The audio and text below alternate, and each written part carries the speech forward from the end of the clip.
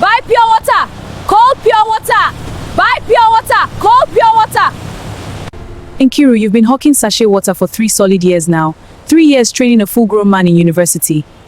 Look at you every day under this burning sun, basin on your head. Is this really the life you prayed for? She sell pure water for 3 years, train man for school.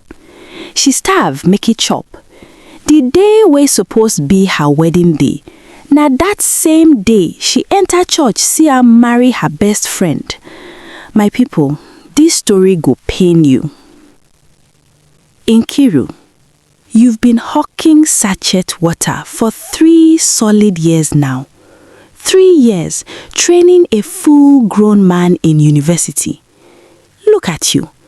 Every day, under this burning sun, basin on your head. Is this really the life you prayed for? Those words would later echo in Nkiru's head, like a curse she ignored too long. For 3 years, Nkiru Okafor sold pure water under the scorching sun so that one man could sit comfortably in lecture halls. She starved herself so he could eat well. She broke her body so he could build a future. And on the very morning she believed would crown her sacrifice, she walked into a church only to find that same man exchanging vows with her best friend. But let me start from the beginning. Nkiru met Chinedu on a Wednesday morning at Ogbete Market, the kind of busy market where tempers flare easily and forgiveness is rare. He had rushed past her stall distracted, knocking over her tray of tomatoes. They scattered across the dusty ground, some bursting open. Other traders shouted immediately, "Hey, are you blind? Look what you've done." But Nkiru didn't shout. She smiled. That was who she was. Soft where the world was hard. Gentle where life demanded toughness. "I am so sorry," Chinedu said quickly, kneeling to help gather the tomatoes. His face was handsome but tired, the kind of tired that came from poverty and pressure. "Please, how much did I spoil? I'll pay." "It's okay," Nkiru replied calmly, even though several tomatoes were ruined. "Things happen." But Chinedu didn't leave. He bought every tomato on her tray. Then he insisted on buying her food at Mama Ifunaya's buka nearby. By evening, he had told her his entire life story. His father died early. His mother fried akara to raise him. He had gained admission to study business administration at UNN, but there was no money for fees. "I just need one miracle," he said quietly, eyes shining with dreams. "Just one chance. I'll change my family story." That night, lying on her thin mattress in the cramped boys' quarters she shared with 2 other girls, Nkiru couldn't stop thinking about him. For the next 2 months, Chinedu pursued her seriously. He brought cheap flowers.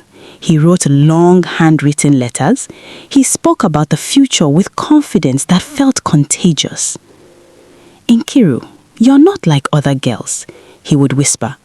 "When I make it, I'll give you a life where suffering is only a memory." Her friends were not convinced. "Nkiru, this man is using strategy," her friend Zinab warned one evening as they walked home. "Every day, it's another sad story. Love doesn't beg this much." "But you people are too negative," Nkiru laughed. "Not every man is a user. But love has a way of deafening wisdom." One Sunday evening, Chinedu knelt in front of her, tears in his eyes. "I wrote the entrance exam again. I passed well, but I don't have money for school fees. If I miss this chance, my life is finished." "How much?" Nkiru asked softly. 250,000 naira for the first year. She didn't hesitate. "I'll get it." Her late father had left her a small piece of land in the village. She had planned to build a shop someday, but looking at Chinedu's hopeful face, she made a choice. "We're in this together," she said. "Your success is our success." Chinedu held her hands tightly. "I swear on my mother's life, I will marry you. You're investing in our future." 2 weeks later, she sold the land. Her father's sweat gone with one signature. And Nkiru smiled as she handed over the money, not knowing she had just sold her destiny to a man who would later discard it like trash. 3 years of silent suffering. For 3 years, Nkiru woke up by 4 a.m. while Chinedu slept comfortably in his hostel. She tied sachet water, balanced basins on her head, shouted under the sun, "Cold water, pure water." Her feet hardened, her skin darkened, her cheeks sank inward. She ate once a day, sometimes none. Every month came new requests. "Baby, hostel rent. Baby, textbook. Baby, lab fee. Baby, emergency." And she sent everything. Meanwhile, Chinedu grew bigger, fresher, shinier. When she visited campus, his friends called him chairman. Market women noticed. "Nkiru," Mama Rose called one afternoon, "how does your man glow like new currency while you look like sickness?" Laughter erupted. But Nkiru walked away, holding tears hostage. Chinedu's calls reduced, his visits stopped, his excuses multiplied. Still, she pushed harder. She worked nights washing plates at Mama Ifunaya's restaurant. On lonely walks home, she whispered to herself, "Hold on, when he graduates, life will change." But one day, her body gave up. She collapsed in the market. At the hospital, the doctor shook his head. "You're severely malnourished. Continue like this and you will die. And let me guess, it's because of a man." When Chinedu visited 3 days later, he brought flowers and excuses. "I've graduated, second class upper," he smiled. "Your sacrifice paid off." "And now," he added, squeezing her frail hand, "we can plan our wedding." Those words, "my wife," gave Nkiru strength. She returned to suffering with hope. But hope, when misplaced, becomes a weapon against its owner. If pain had a sound, it would be the noise Nkiru's heart made the moment she unfolded that wedding invitation. At first she smiled. She thought it was finally happening. After 3 years of suffering, after hunger, after fainting in the market, after selling her father's land, this must be it. Her fingers trembled with excitement as she opened the envelope, already imagining her name written in bold golden letters. But the world stopped spinning. Mr. Chinedu Eze and Miss Ifelma Okoye cordially invite you. Nkiru read it again and again. Her brain refused to process the letters forming words that made no sense. Ifelma, her best friend, the woman who held her when she cried, the woman who told her, "Endure small, love always wins." The invitation slipped from her hands. Her knees hit the floor with a sound so heavy it startled her mother in the next room. "Nkiru!" Mama Nkiru screamed, rushing in, but Nkiru could not speak. Her mouth opened, but no sound came out. It felt as if someone had scooped her heart out with bare hands. The date. Same date. Same church. Same time. The betrayal was not accidental. It was calculated. That night, Nkiru did not cry. She stared at the ceiling till morning, replaying every sacrifice, every smile, every lie. By dawn, Her eyes burned, but no tears came. Her body had entered survivor mode. On the wedding day, Mama Nkiru begged, "My daughter, please don't go. Please, you have already suffered enough." But Nkiru shook her head.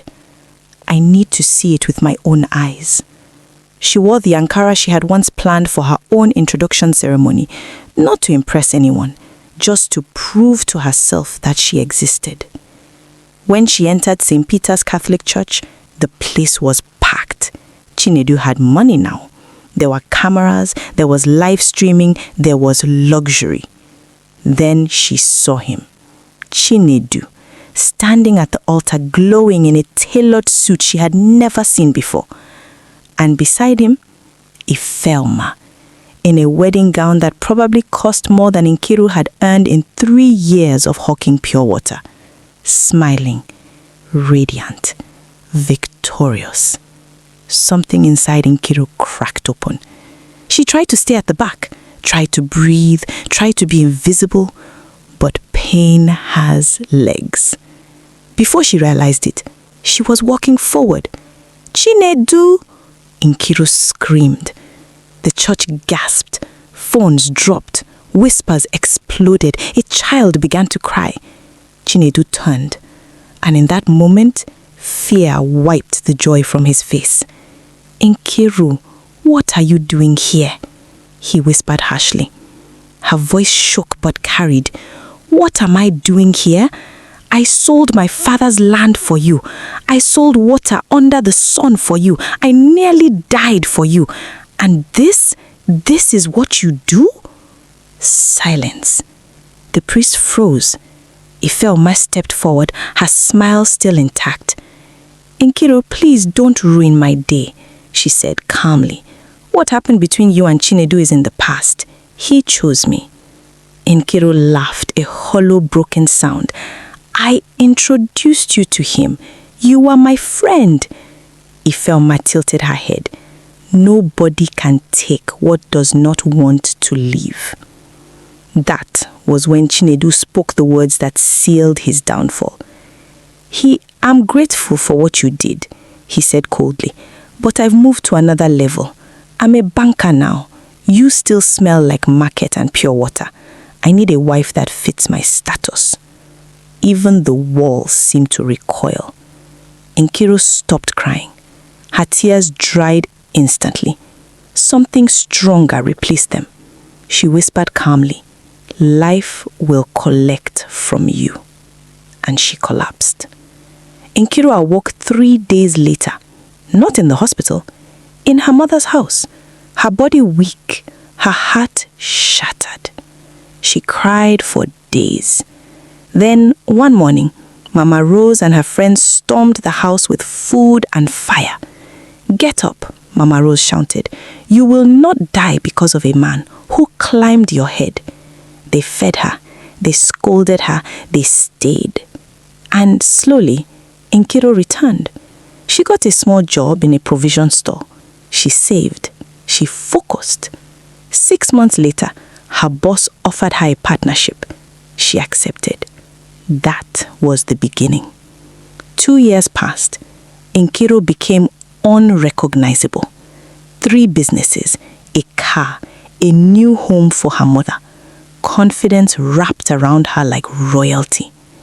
Meanwhile, Chinedu's life collapsed. He lost his banking job. His marriage became a battleground. Ifeoma, once soft-spoken, turned bitter. "You ruined my life," she screamed daily. They sold the car. They downgraded apartments. Peace left. One night, Chinedu searched Nkiru's name online. Awards, photos, success. He cried. He sent a message. She didn't reply. He showed up, begging. "I made a mistake." She looked at him calmly. "You don't fit my status." The same words returned. Ifeoma arrived, begging Nkiru to take him back. The irony tasted sweet. Nkiru smiled. "You won. Enjoy your prize." She walked away. And that was the end. Closing wisdom. Never build a man who plans to abandon you at the top. Never pour into someone who sees you as disposable. And never forget, the ladder they climb may become the throne you sit on.